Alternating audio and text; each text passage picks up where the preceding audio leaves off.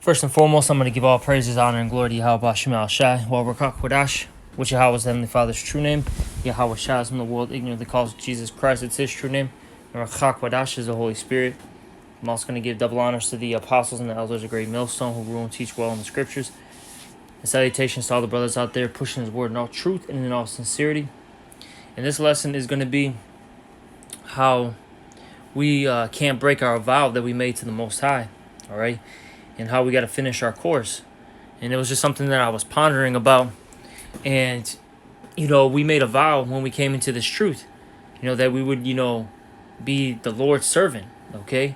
Which that's something that our nation should be doing anyways, okay? Because we are the, the priest, okay, of Yahweh Shema Shai, all right? We are the Lord's servants, okay? But, once you come into this truth, you put off that old man, all right? You put on a new man, and by you putting on that new man, all right, you made a vow. You acknowledge that Yahweh Shem Shai, okay, is the true living power, and that you were to obey and serve, all right? And we got to continue to do this until the very end, all right? There's no turning back now. And if we do, turn back to this world, okay, hey, the Lord is going to punish, greatly. All right. And let me get this this word vow. Okay, this is from Etym Online. All right, this is the etymology of vow. It says solemn promise. Okay, and it says from Anglo-French and Old French vœu, from Latin votum, a promise to God, solemn pledge, dedication, that which is promised, a wish, desire, longing, prayer. Okay, it says, I want to go down to one of these because there was a heavy word here. Said it did. Here we go. It says, one who offers a sacrifice. Okay, you see, we're all offering a sacrifice, whether you know it or not. Every person in this world is sacrificing. Okay, whether it be the God of this world, which is Satan, or whether it be to Yahweh Shem Shai. And you see us knowing the truth, knowing, who we are, and knowing, what the requirements it takes to please Yahweh Shem Shai. We need to make sure that we're offering a righteous sacrifice, okay? All right? That's something that we must do. Okay? See, these are, like I said, we vow to the Heavenly Father that we would, change from our ways. That we would, to the best of our ability, serve Him. Okay? Now I want to get this in Numbers 30:1. It says, and Moses spake unto the heads of the tribes concerning the children of Israel, saying, this is the thing which the Lord Yahweh hath commanded. If a man vow a vow unto the Lord Yahweh, or swear an oath to bind his soul with a bond, he shall not break his word. He shall do accordingly to all that proceedeth out of his mouth. All right? And you see, we've done that. Like I said, the second you acknowledge that Yahweh Shem Shai is the true and living power, okay? And you practice, the righteous, ways, all right? You made a vow unto Yahweh Shem Shai. And we can't break that. We cannot break that now. Okay? Because if we do, we're going to get punished. And let me get a quick one. All right? This is in the book of Luke. I believe it's the 12th chapter. Luke 12 and I believe it's 14 if I'm not mistaken. Maybe it's 14 and 12. I think it's 14 and 12 actually. Salak, yeah. Or is it 12 and 49? Because it talks about how those that knew the Lord's will and didn't do it, they were beaten with many stripes, and that's right, it's right here. All right. Start at 47. Let me see if there's anything above it.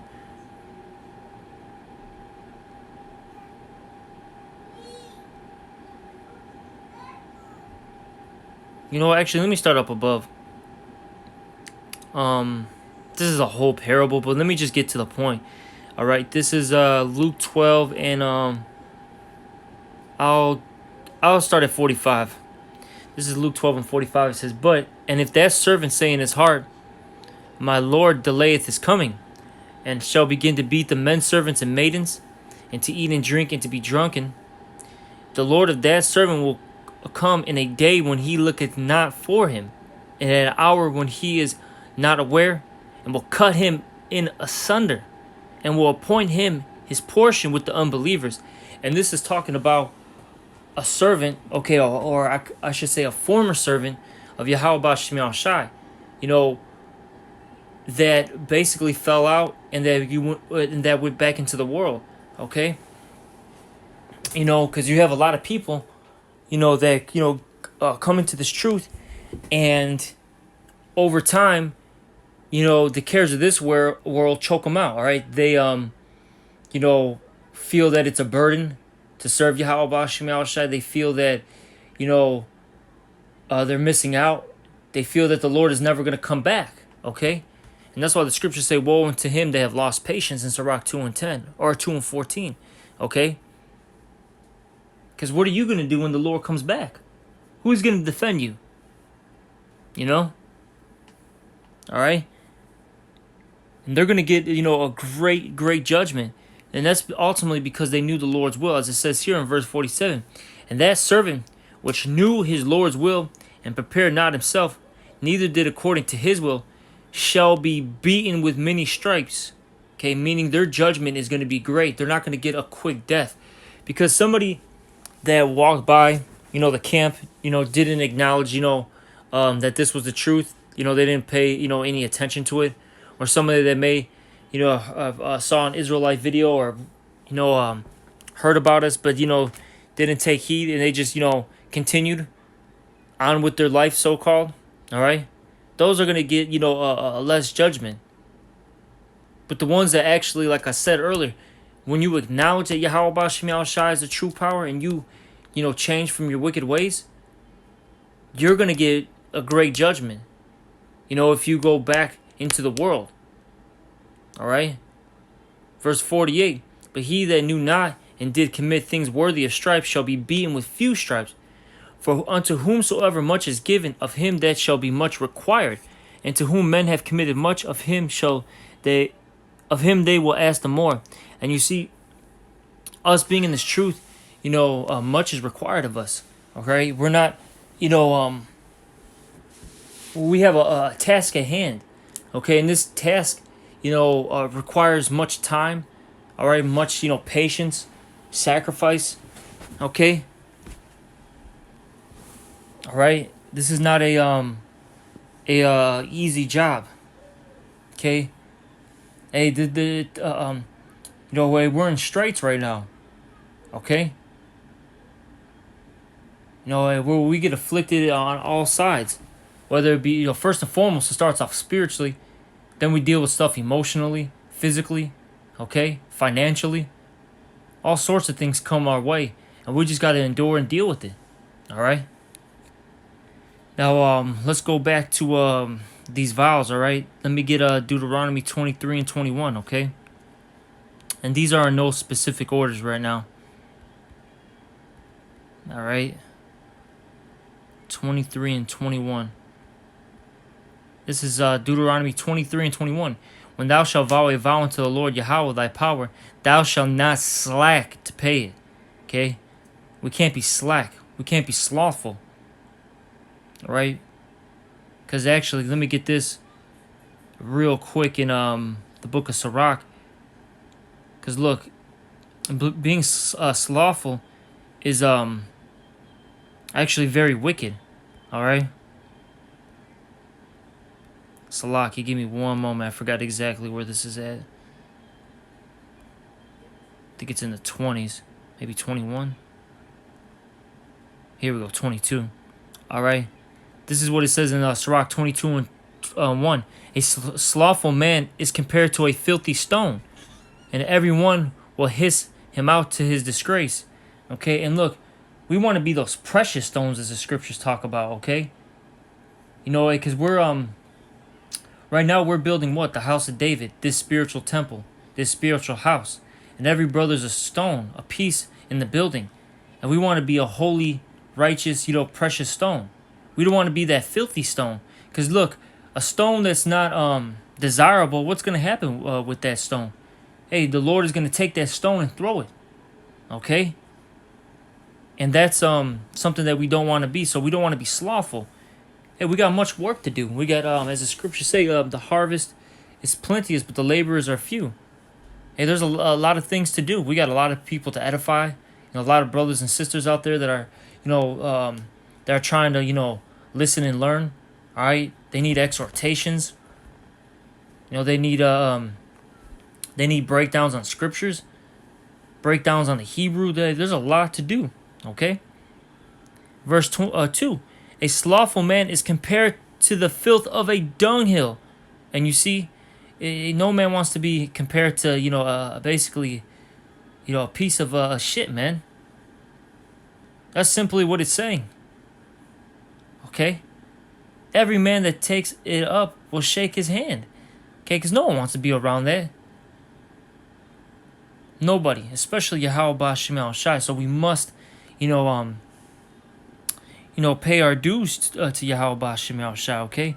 Now going back to that Deuteronomy 23 and in 21, it says, when thou shalt vow a vow unto the Lord Yahweh thy power, thou shalt not slack to pay it. For the Lord Yahweh thy power will surely require it of thee, and would be sin in thee. It says, but if thou shalt forbear to vow, it shall be no sin in thee. That which is gone out of thy lips, thou shalt keep and perform. Okay? So whatever has gone out of our mouth, we got to keep it. All right? Okay? Even a free will offering, according as thou hast vowed unto the Lord Yahweh thy power, which thou hast promised with thy mouth. Okay? All right? We got to keep these promises. Now, we're going to get Ecclesiastes, the 5th chapter. Okay? Starting at the 4th verse. This is Ecclesiastes 5 and 4. It says, when thou vowest a vow unto the Most High, defer not to pay, for he hath no pleasure in fools. Pay that which thou hast vowed. Better is it that thou shouldest not vow than thou shouldest vow and not pay. Okay? And you see, for those who didn't make this commitment, all right, to serving Yahweh Shem Shai, it's better that they did that. All right, than a man that, than a man that vowed and didn't pay it. Okay?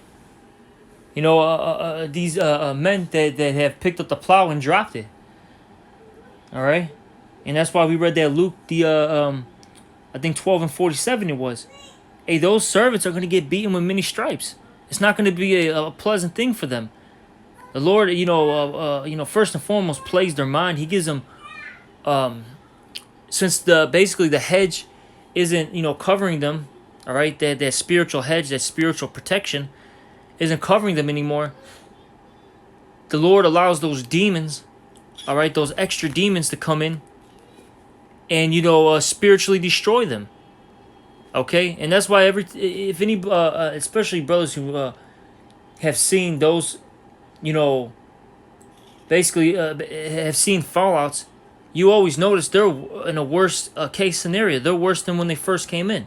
And that's because they got, 7 more demons on them, meaning, a completion of demons, all right, have taken hold of them, all right? And then, eventually the Lord is going to, just destroy them, okay? He's going to destroy them. And it's not going to be, easy death. The Lord can, take out family members, or loved ones of that person. The Lord can financially destroy you. He can do so much, And some of, these people who are once in this truth, they're actually going to, the Lord's actually going to allow them to endure and survive all these great afflictions and disasters and destructions that are coming, to ultimately see that thermonuclear missile. Hey, some of them are actually going to see Yahweh Shai come back, and they're going to know that they messed up.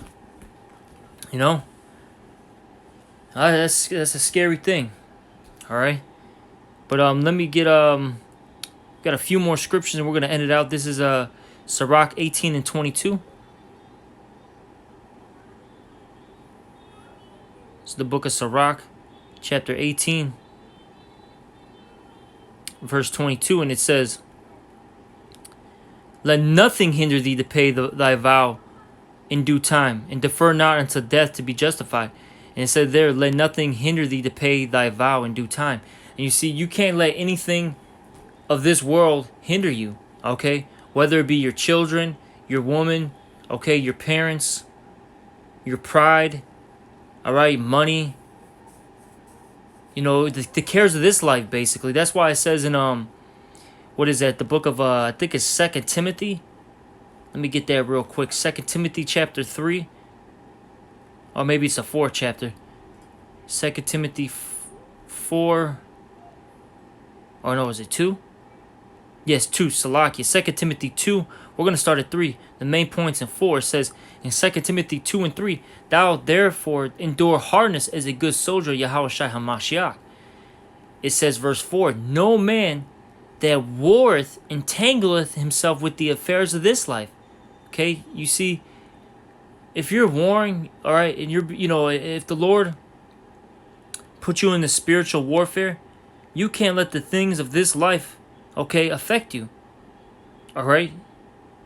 You got to understand when things go wrong, it is of the will of Yahweh Ba'Shem Yahushai. If things go right, it's of the will of Yahweh Ba'Shem Yahushai. Okay? Well, whether things be, you know, good or bad, you got to make sure that you continue to praise Yahweh Ba'Shem Yahushai and serve Him. You can, you know, when things go bad, when things go wrong, so to speak, you can't let that affect you. You can't let that, you know, alter your, you know, your decision. Okay. You can't have that, you know, make you not complete the vow that you have taken up. Okay. All right. It says that he may please him who hath chosen him to be a soldier. And look, ultimately, Yahweh Ba'Shem Yahushai chose us to be in this fight. Okay. So we gotta please them. All right. And look, if you please Yahweh Ba'Shem Yahushai, He's gonna reward you. You're gonna get your, you know, He's gonna throw you know, every dog, you know, gets a bone, so to speak. The Lord's gonna give you, you know, times where, you know, you're able to relax and have a, you know, so-called a good time. Okay. You know, but you know, hey, there's times where it's gonna be rough too. It is what it is. It's a balance, and the Lord is all about balance. Okay. And let's get this Luke 9 and 62. Because look, if you don't finish out your course, all right, you're not, you know, suited for the kingdom. This is Luke 9 and 62. And Yahweh Shai said unto him, "No man having put his hand to the plow and looking back is fit for the kingdom of the Most High, Yahweh." And you see, you can't, you know, look back, you know, once you start, you know, putting in this work. You can't, you know, you can't be like Lot's wife. You know, after they left Sodom and Gomorrah, what happened? Lot's wife looked back, and when she looked back, she turned into a pillar of salt. She was destroyed because she still wanted the things of that world instead of the things of the world to come. Okay? And you see, we have to have the mindset of, look, this place is going to be destroyed. All right? And as it says in 2 Peter, you know what? Let's just get it. What manner of man should we be? Okay? Since we know all these, you know, things are, you know, going to happen to this place.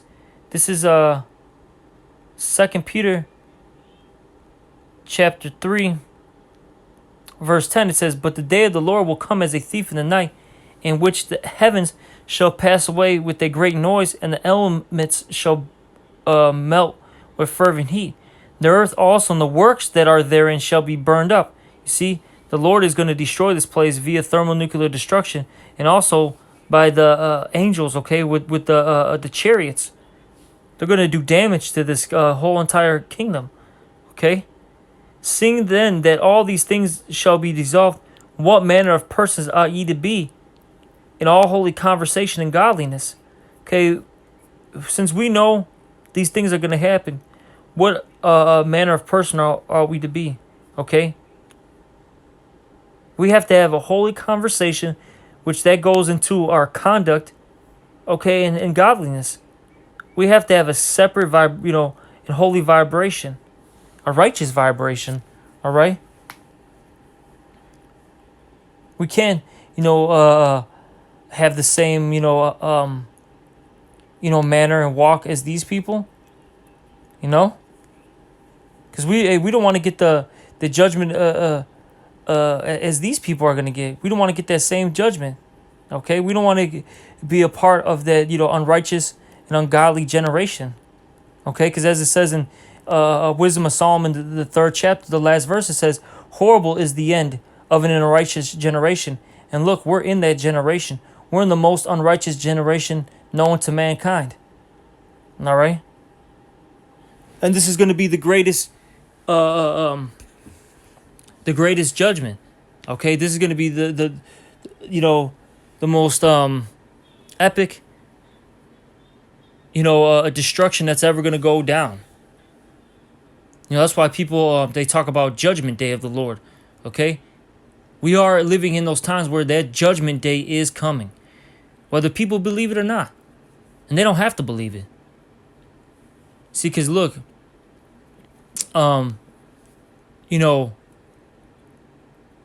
that's not going to change the fact that the Heavenly Father is going to still perform His great works. It's just because they don't believe it. I think that's Romans 3:3. I know I'm roughly paraphrasing it. Okay? I'm going to read on. This is 2 Peter 3:12 now. "Looking for and hastening unto the coming of the day of the Lord, wherein the heavens being on fire shall be dissolved, and the elements shall melt with fervent heat. Nevertheless, we, according to His promise, look for new heavens and a new earth, wherein dwelleth righteousness. Wherefore, beloved, seeing that ye look for such things, be diligent." You see, we got to be diligent, "that ye may be found of Him in peace, without spot, and blameless." Okay? And how do we do that? Offer up righteous sacrifices. And ultimately, that's what the Lord wants anyways. He wants us to do things that are correct and godly. And that's, a part of our vow, okay? Being a, being a priesthood to Him. Okay? All right, now from there, I'm going to end it off with this in the 2 Timothy 4. All right, because we got to finish out our course. And look, the Apostle Paul, he finished out his course. All right. Hey, ultimately, Yahushua finished out his course. All right. When he was up on the cross, he said, "It is done." Or "It is finished." I believe he said it was done. Okay. And then after that, he gave up the ghost.